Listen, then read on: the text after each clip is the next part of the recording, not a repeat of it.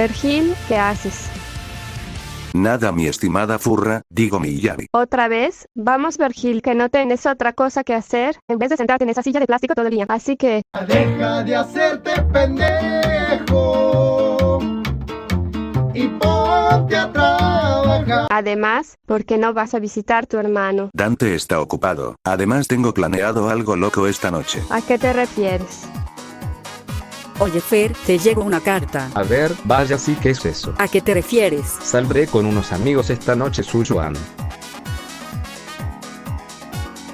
Oye, huevón de milpa, te llegó una carta. A ver, a Buenos César me voy. ¿Y qué vas a hacer?